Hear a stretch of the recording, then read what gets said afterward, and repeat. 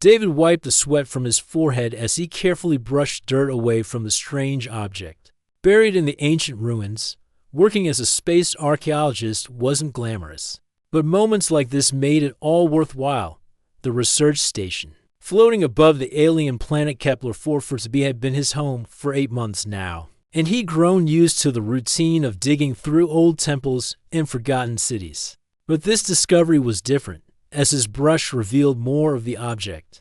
David's eyes widened. It was a necklace, but unlike anything he'd ever seen. The chain was made of some kind of metal that seemed to shift colors in the light, moving from silver to gold to deep blue. The pendant hanging from it was even more incredible, a crystal that pulsed with soft, gentle light from within.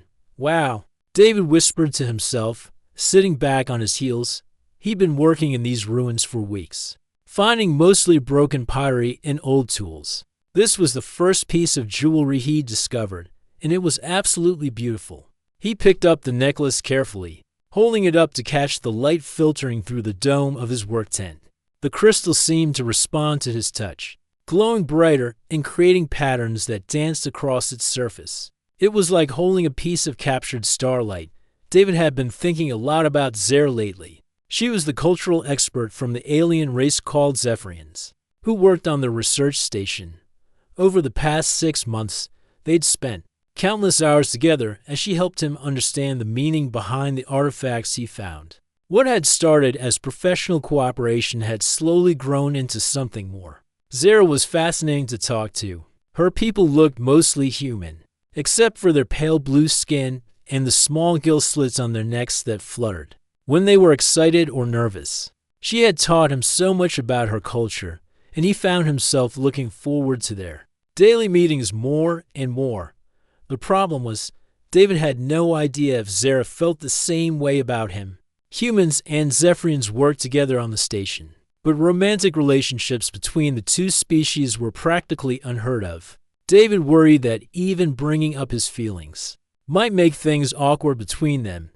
But looking at this beautiful necklace, he couldn't help but think it would look perfect on her.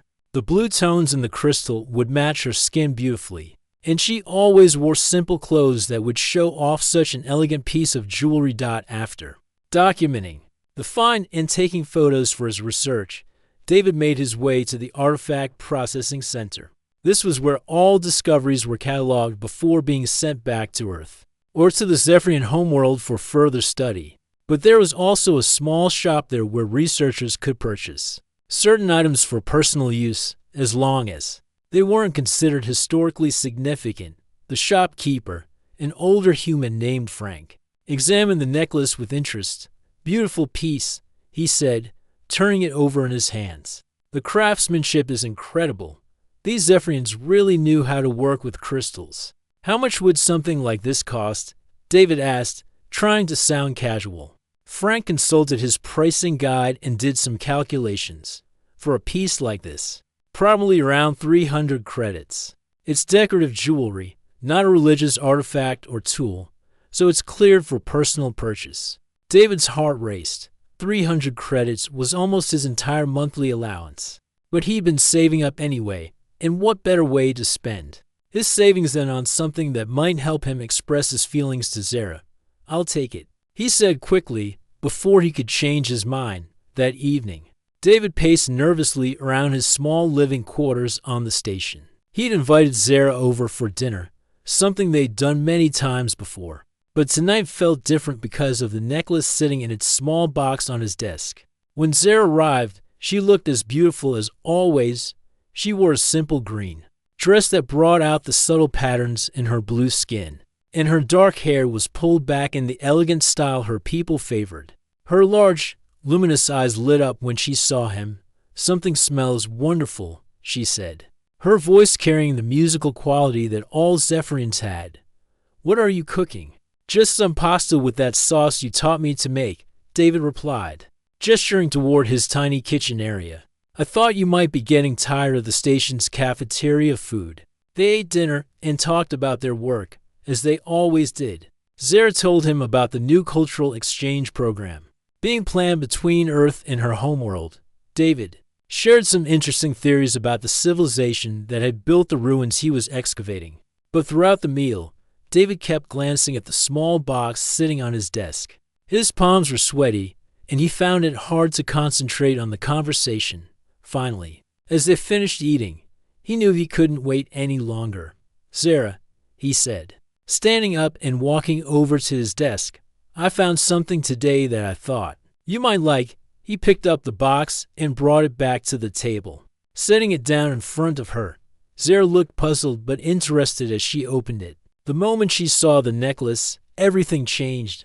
Her pale blue skin suddenly flushed, a deep violet color, darker than David had ever seen it. The gill slits on her neck began fluttering rapidly, like butterfly wings. Her eyes, which had been warm and friendly just seconds before, went wide with what looked like shock or even fear. "David," she whispered, her voice barely audible, "where did you get this?" "I found it in the ruins today," he said, confused by her reaction. "I thought it was beautiful, and I wanted to give it to you. Do you like it?" But Zara wasn't listening anymore. She was staring at the necklace as if it were dangerous. Her hands were shaking as she slowly closed the box. "I have to go," she said suddenly, standing up so quickly that her chair almost fell over. "Wait, what's wrong?" David asked, reaching out to touch her arm. "Did I do something to upset you?" But Zara was already moving toward the door. She paused for just a moment, looking back at him with an expression he couldn't read, part terror, part something else he couldn't identify. "I'm sorry," she said. I need to think." And then she was gone, leaving David standing alone in his quarters with a half-eaten dinner and a growing sense that he had somehow made a terrible mistake. He picked up the box and opened it again, staring at the beautiful necklace that had seemed like such a perfect gift just minutes before. The crystal was still pulsing with its gentle light, creating those same dancing patterns that had enchanted him in the ruins. But now, instead of seeming magical and romantic, it felt ominous. What had he done wrong? Why had Zara reacted like that? David sank into his chair, holding the necklace up to the light. He thought he understood Zara and her culture. But clearly there was something about this piece of jewelry that he was missing. Something important enough to make her run away from him without explanation. As he sat there in his quiet quarters, David had no idea that he had accidentally started a chain of events that would change not just his relationship with Zara, but the future of human and Zephyrian relations forever. The beautiful necklace in his hands wasn't just a piece of jewelry, it was the key to one of the most sacred and binding rituals in Zephyrian culture. And by giving it to Zara, he had unknowingly asked her to become his mate for life. David barely slept that night. He kept replaying the moment when Zara saw the necklace, trying to understand what had gone so wrong. Every time he closed his eyes, he could see her face, the shock, the fear, the way she had run from his room like he had threatened her somehow.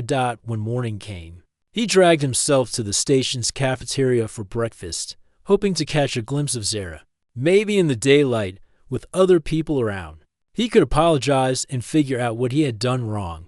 But the moment he walked into the cafeteria, David knew something was different. The usual morning chatter seemed louder, more excited. And everywhere he looked, Zephyrians were staring at him. A group of 3 Zephyrian engineers at a corner table stopped talking when they saw him. One of them, a tall male named Kex, who usually just nodded politely when they passed in the hallways, actually stood up and walked over to David's table. "Congratulations, friend David," Kex said in his heavily accented English, his gill slits fluttering with excitement. "This is most wonderful news for both our peoples." David nearly choked on his coffee. "I'm sorry." "What?" But Kex was already walking away, chatting rapidly in the Zephyrian language with his companions. David caught a few words he had learned, something about bonding and ceremony and ancient traditions. What in the world is going on? David muttered to himself. Before he could finish his breakfast, Dr. Lisa Chen, the station's head linguist, slid into the seat across from him. Lisa had been on the station longer than almost anyone, and she spoke fluent Zephyrian. Her expression was a mix of excitement and concern. "David, we need to talk," she said quietly. Like, right now? About what? David asked, though he had a sinking feeling he already knew. About whatever you did last night that has every Zephyrian on this station talking about wedding bells, Lisa said, or the Zephyrian equivalent. Anyway, David's stomach dropped. Wedding bells? Lisa nodded grimly. The whole Zephyrian crew is buzzing about some kind of proposal. They keep using this word, Velthara, and trust me from the way they're saying it. This is a big deal. A really big deal. But I didn't propose to anyone, David protested.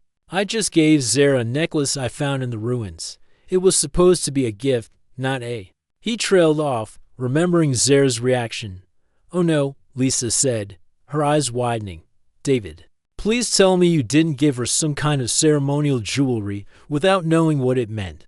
Meanwhile, 3 floors down in the residential section, Zara sat on her bed with the small box containing the necklace in her hands. She hadn't opened it since the night before, but she could feel the crystal's energy pulsing through the container. Her younger sister, Nira, who worked in the station's plant research lab, knocked on her door for the 3rd time that morning. Zara, you have to come out eventually, Nira called through the door. The whole station is talking about this. Mom and Dad are going to find out soon. And you know they'll want to video call and ask a million questions. Zara groaned and buried her face in her pillow. Her parents, back on the Zephyrian homeworld, had been asking when she was going to find a mate for years. They would be thrilled to hear about the Velthara, but they would also expect her to follow through with the ceremony. Just go away, Nira, Zara called back. But her sister wasn't giving up that easily. Look, I know this is scary, but maybe it's not as bad as you think. I mean, you talk about David all the time, and from what I've seen, he looks at you like you hung the stars in the sky. That was the problem, Zara thought. She had been developing feelings for David too, but she had never imagined he felt the same way. And even if he did, going from friendship to the most sacred bonding ceremony in Zephyrian culture was like jumping from a small pond into an ocean. The Velthara wasn't just marriage. It was a biological and spiritual joining that would change both of them forever. If she accepted the necklace and went through with the ceremony, her body chemistry would alter to become compatible with David's species. They would share emotions, thoughts, even some memories. It was beautiful and terrifying. At the same time, Zara, please, Nira said, her voice softer now. Just talk to me. You don't have to face this alone. Back in the cafeteria, Dr. Chen was explaining Zephyrian culture to an increasingly panicked David. The Velthara is their most sacred bonding ritual, she said. It hasn't been performed in over 100 years because it requires such a deep spiritual and physical connection between partners. By giving Zara that necklace, you essentially asked her to become your life partner in the most formal, traditional way possible. David put his head in his hands. But I didn't know. I just thought it was a pretty piece of jewelry. I wanted to give her something nice because He paused, realizing he was about to admit his feelings to someone else before he'd even had the chance to. Tell Zara, because you care about her, Dr. Chen finished gently. I can see that, David. Anyone who watches you two together can see it. But Zephyrian culture is very different from ours for them. This isn't just about feelings. It's about making a commitment. That will literally change who you are as people. What do you mean? Change who we are. Dr. Chen leaned forward, lowering her voice. The bonding process involves a kind of biological synchronization. Partners who complete the Velthara ceremony develop an empathic connection. They can sense each other's emotions, and over time, they start to share memories and thoughts. It's supposed to be the ultimate expression of love and trust. David felt dizzy. And what happens if she says no? That's complicated too, Dr. Chen admitted. Refusing a Velthara proposal brings shame to both families involved. In traditional Zephyrian society, Zara could be considered unmarriageable after this. But on the other hand, if she accepts and something goes wrong during the ceremony, what could go wrong? Nobody knows. No human has ever gone through this process before. We don't know how your biology would react to the bonding chemicals, or what the long-term effects might be, as if the situation couldn't get more complicated. David's communicator buzzed with an urgent message. Captain Torres, the station commander, wanted to see him immediately. Walking through the corridors to the captain's office, David noticed that the stares and whispers were getting worse. Some of the human crew members looked confused, while the Zephyrians ranged from excited to concerned. A few of the older Zephyrians actually bowed slightly when they saw him, which made David feel even more uncomfortable. In her quarters, Zara finally opened her door to let Nira in. Her sister took one look at her red-rimmed eyes and puffy face and immediately wrapped her in a hug. "Oh, Zara," Nira said softly, "you really do care about him, don't you?" Zara nodded against her sister's shoulder. "That's what makes this so hard. If it was just some random human making a cultural mistake, I could just explain the situation and laugh it off. But David, I've been hoping he might feel something for me for months. And now this happens, and I don't know if he really meant it or if it was just an accident." "There's only one way to find out," Nira said. "You have to talk to him." "I can't," Zara whispered. "What if I tell him what the necklace means and he takes it back? What if he's horrified by the whole idea? And what if he's not?" Nira countered. "What if he learns about the ceremony and decides he wants to go through with it anyway?" "You'll never know unless you give him the chance." As the sisters talked, neither of them knew that Captain Torres was having an emergency meeting with David, or that news of the situation was already spreading beyond the research station. Messages were being sent to Earth Command and to the Zephyrian Council of Elders, and both governments were starting to take a very serious interest in what had started as a simple romantic gesture. The accidental proposal was about to become an interstellar incident, and David and Zara were right in the middle of it. But first, they would have to find the courage to face each other and figure out what they really wanted, regardless of what their governments, their families, or their cultures expected from them. Captain Torres looked more serious than David had ever seen him. The station commander was usually calm and collected, but today his desk was covered with urgent messages, and his face showed the strain of dealing with a situation nobody had prepared for. "Sit down, David," the captain said, gesturing to the chair across from his desk. "We need to talk about what happened last night." David sank into the chair, feeling like a student called to the principal's office. "Sir, I swear I didn't know what that necklace meant.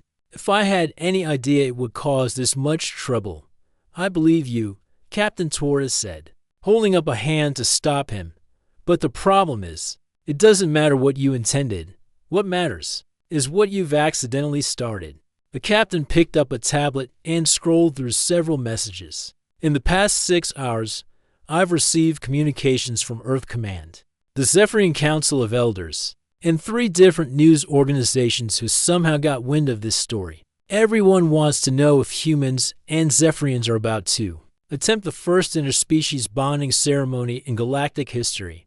David's mouth went dry. News organizations. Apparently, word travels fast in diplomatic circles. Captain Torres said grimly, "The Zephyrian Council is divided. Half of them see this as a historic opportunity for our species to become closer allies. The other half think it's a dangerous experiment that could end badly for everyone involved." In Earth Command, Captain Torres hesitated. "They're concerned. Very concerned. They want me to strongly encourage you to decline the ceremony and return the necklace with an official apology." David felt a surge of anger. "They want me to humiliate Zara just to avoid making waves? They want to avoid an interstellar incident," the captain corrected. "David, I understand this is personal for you, but you need to understand the bigger picture. If something goes wrong during this ceremony, if you get hurt or if the bonding process fails, it could damage relations between our species for generations." Meanwhile, in the station's medical bay, Dr. James Park was having his own crisis. As the chief medical officer, he was being asked to evaluate whether a human could safely undergo the Zephyrian bonding process. The problem was, there was virtually no research on the subject. "This is like trying to perform surgery with a cookbook," he muttered to his assistant, Nurse Kelly. "We have detailed information about Zephyrian biology and plenty of data on human physiology, but we have no idea what happens when you try to combine them. Kelly looked up from the research files she was reviewing. What exactly does the bonding process involve? Dr. Park pulled up a holographic display showing Zephyrian anatomy. From what I can understand, their bodies produce special hormones during the ceremony that create neural pathways between bonded partners. It's like, imagine if you could literally feel what someone else was feeling, or access their memories as if they were your own. That sounds incredible, Kelly said. It also sounds incredibly dangerous, Dr. Park replied. Human brains aren't designed to handle that kind of connection. We don't know if David's nervous system could process Zephyrian bonding hormones without serious side effects. 3 floors down, Zara was finally ready to leave her quarters. She had spent hours thinking about everything Nira had said, and she knew her sister was right. She couldn't hide forever, and David deserved to know the truth about what his gift really meant. But when she stepped into the corridor, she almost immediately ran into Elder Thane, the senior Zephyrian representative on the station. Thane was old even by Zephyrian standards, with skin that had faded to a pale silver and wisdom that commanded respect from everyone who met him. Zaravoska, he said formally, using her full name in a way that made her stomach clench with nervousness. I have been looking for you, Elder Thane, she replied, bowing her head respectfully. I was just going to find David to discuss. That is exactly what we must talk about. Thane interrupted gently. Walk with me, child. They moved slowly down the corridor, Thane's age requiring them to take their time. Other crew members stepped aside respectfully as they passed. You know what has been started, Thane said quietly. The Vilthar has not been invoked in my lifetime or my grandmother's lifetime. Many of our people believed it was nothing more than ancient history. I know, Elder, Zara said. That's why this is so complicated. Thane stopped walking and turned to face her. Tell me honestly, child, do you care for this human? Zara felt her cheeks flush with color. Yes, Elder, I do. And do you believe he cares for you, even if he did not understand the significance of his gift? That was the question that had been keeping her awake all night. I think so. I hope so. But I'm scared to find out. Thane nodded slowly. Fear is natural when facing something that will change your life forever. But you must also consider what refusing the Velthara would mean, not just for you, but for David as well. What do you mean? By accepting his gift, even briefly, you acknowledge the ritual is beginning. If you refuse to complete it now, David will be seen as someone who was rejected in the most formal way possible among our people. This would make him, what is the human word, unmarriageable? Zara's eyes widened. She hadn't thought about how her decision would affect David's reputation among the Zephyrians. But he's human. Surely that doesn't apply to him? Cultural boundaries are more complex than species boundaries, Thane said. If word spreads that a human was rejected in the Velthar ceremony, it could affect how both our peoples view interspecies relationships for years to come. Back in Captain Torres' office, David was learning about the political implications of his accidental proposal from a completely different angle. The thing is, the captain was saying, some people on both sides see this as an opportunity.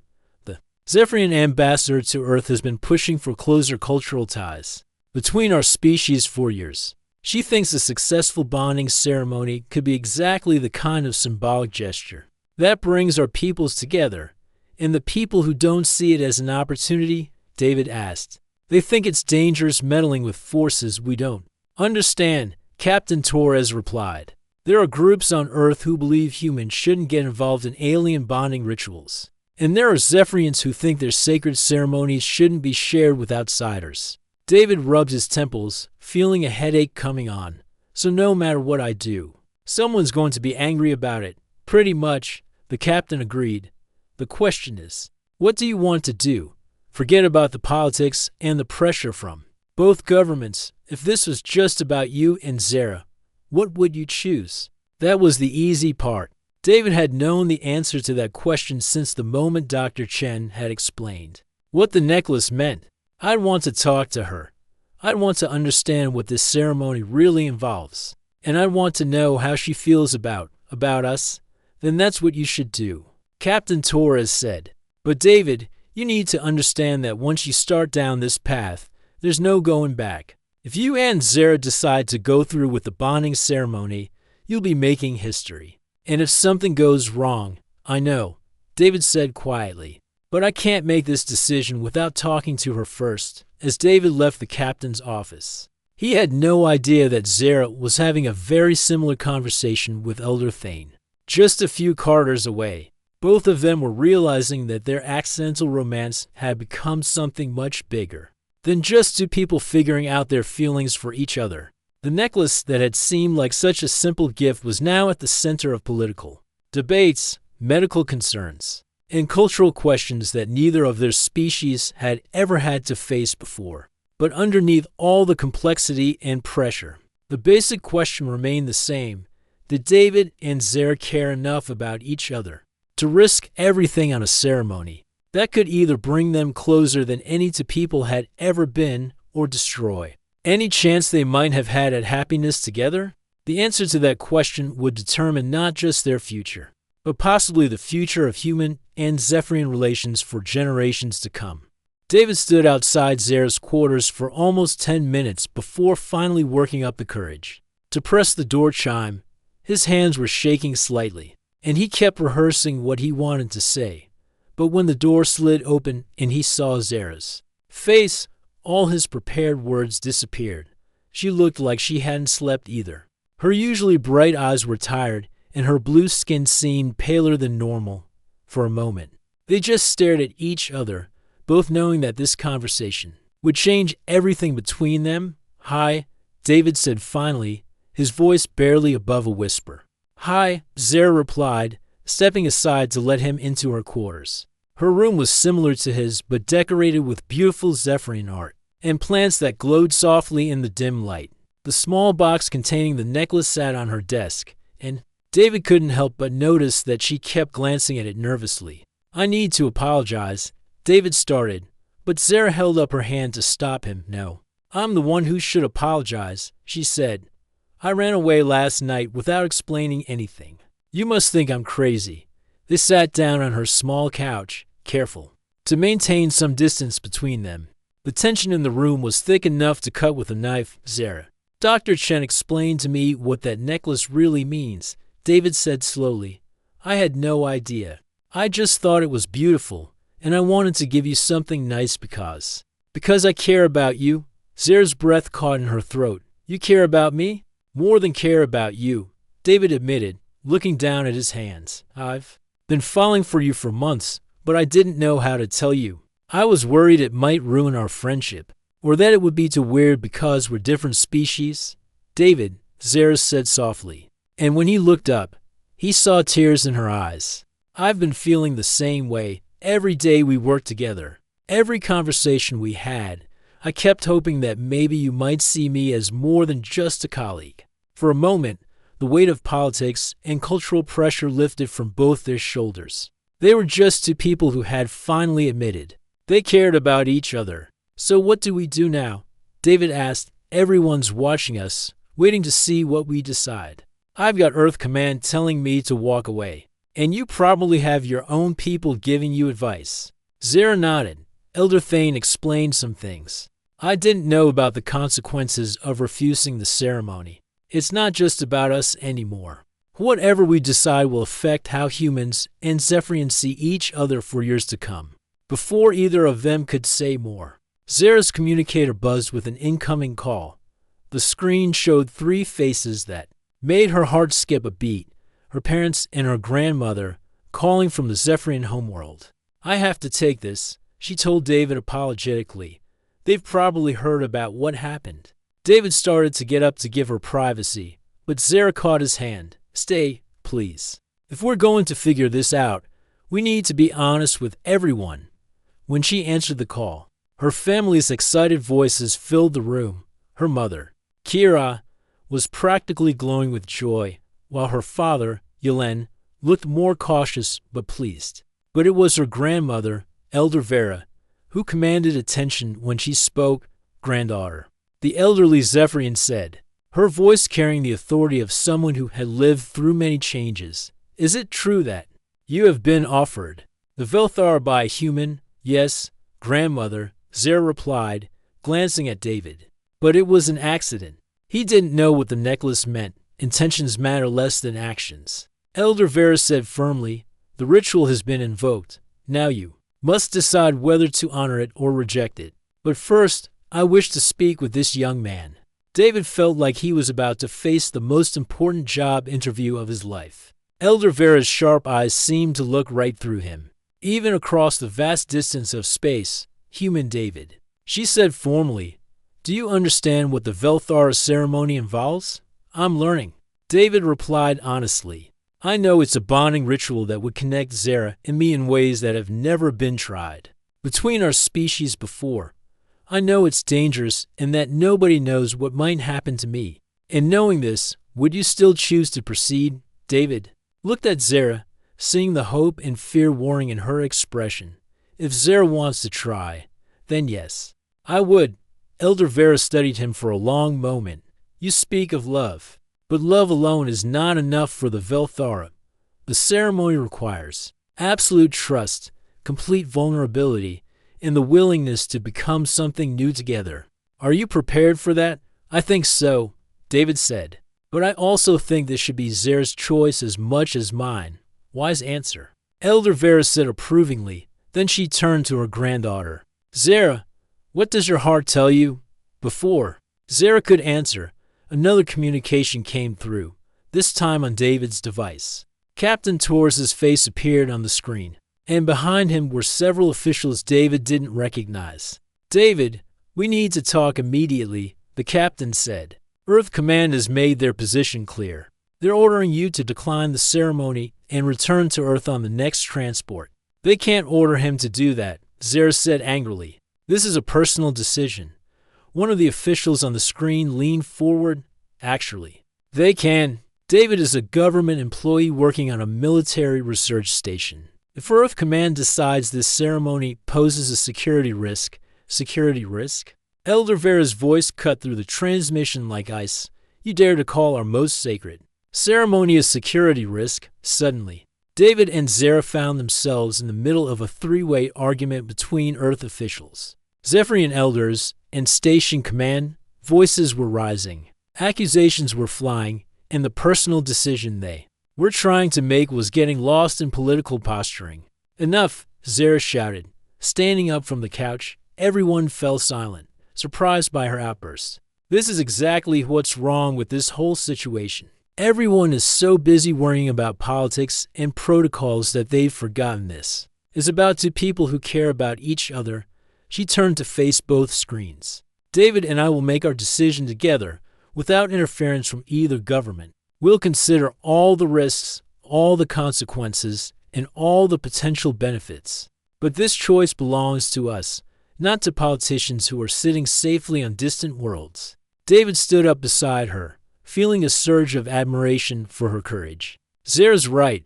We appreciate everyone's concerns, but we need time to figure this out ourselves. Elder Vera smiled for the first time during the conversation, spoken like true partners. You have my blessing to take whatever time you need.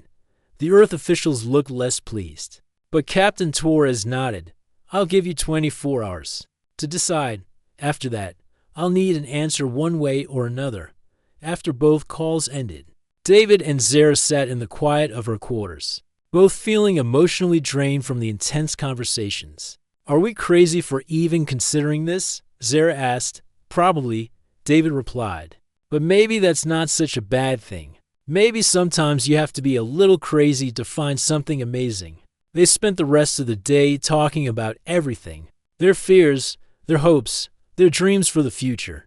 They discussed the practical aspects of the ceremony, the risks they would be taking, and what their lives might look like afterward. As evening approached, they both realized that despite all the pressure from outside forces, despite all the unknowns and dangers, they had already made their decision. They just needed the courage to act on it. David, Zara said as they watched the stars through her window. Tomorrow, when we give our answer, what do you think we should say? David took her hand, feeling the slight difference in temperature that reminded him they were from different worlds. I think we should say yes. I think we should take the chance and see what happens when two people from different species decide to become something new together. Zara smiled. Her first real smile since the whole situation had started. I think so too.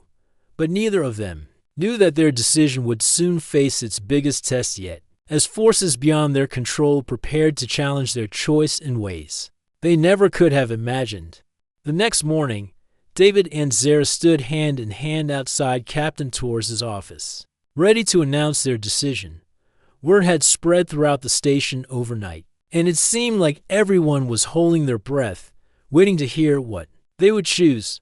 "Are you ready for this?" David asked, squeezing Zara's hand gently. "As ready as I'll ever be," she replied, though her voice betrayed her nervousness. When they entered the office, they found not just Captain Torres, but also Elder Thane, Dr. Park, and several other senior staff members. Everyone looked tense, knowing that this moment would make history one way or another. "We've made our decision," David announced, his voice steady despite the butterflies in his stomach. "We want to proceed with the Vilthar ceremony." The room erupted in mixed reactions. Some people smiled and nodded approvingly, while others looked worried or even disapproving. Captain Torres held up his hand for silence. "I expected as much," he said. "Against my better judgment, and against direct orders from Earth Command, I'm going to allow this ceremony to take place. But I want it on record that I think you're both taking an enormous risk." Dr. Park stepped forward, looking uncomfortable. "I've been doing research on the medical aspects of this bonding process. There are serious concerns about how David's human physiology will react to the Zephyrian bonding chemicals. We're essentially performing an experiment that has never been tried before." "What kind of risks are we talking about?" Zara asked, her confidence wavering slightly. "Brain chemistry changes, nervous system overload, possible allergic reactions to foreign hormones," Dr. Park listed grimly. "In the worst-case scenario, David could go into shock or even a coma." David felt his throat go dry, but he forced himself to stay calm. "What about the best-case scenario? If everything goes perfectly, you and Zara will develop an empathic connection unlike anything humans have ever experienced. You'll be able to sense each other's emotions, share memories, and communicate on a level that goes beyond words." Elder Thane spoke up from his corner of the room. "The young ones have made their choice. It is not our place to frighten them with possibilities. The Vilthar is a sacred ceremony that has been performed safely for thousands of years. But never between different species," Dr. Park pointed out. "Then perhaps it is time for both our peoples to evolve," Elder Thane replied calmly. Over the next week, preparations for the ceremony began in earnest. The station's botanical garden was transformed into a sacred space, filled with glowing Zephyrian plants and crystals that hummed with energy. Elder Thane worked with Zara to teach David the basic rituals and words he would need to know. But the preparations weren't without problems. 3 days before the ceremony, David started experiencing strange symptoms. He was getting headaches, his dreams were filled with images he didn't recognize, and sometimes he could swear he could feel Zara's emotions, even when she was on a different part of the station. "It's starting already," Dr. Park told him during one of his daily medical checkups. "Your brain is beginning to adapt to the bonding process. The necklace seems to be acting as some kind of catalyst. Is that bad?" David asked, rubbing his temples as another wave of dizziness hit him. "I honestly don't know," Dr. Park admitted. "Your brain scans show new neural pathways forming, which could be exactly what's supposed to happen. Or it could be a sign that your nervous system is being overloaded." Meanwhile, news of the upcoming ceremony had spread far beyond the research station. Both Earth and the Zephyrian homeworld were buzzing with excitement and controversy. Some people saw it as a beautiful symbol of unity between species, while others viewed it as a dangerous mistake that could end in tragedy. Zara's parents arrived on the station 2 days before the ceremony, along with several other Zephyrian elders and cultural experts. David's own family wanted to come, but Earth Command had forbidden any additional human civilians from traveling to the station. "I wish your parents could be here," Zara told David as they watched her family's ship dock with the station. "Me too," David replied, But they understand. This is bigger than just a wedding. It's a chance to prove that love can bridge any gap. Even the gap between worlds. The night before the ceremony, both David and Zara had trouble sleeping.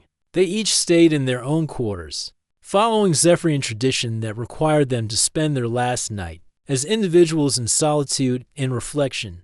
David lay in his bed, staring at the ceiling and thinking about how much his life had changed since that day he found the necklace in the ruins, just a few weeks ago.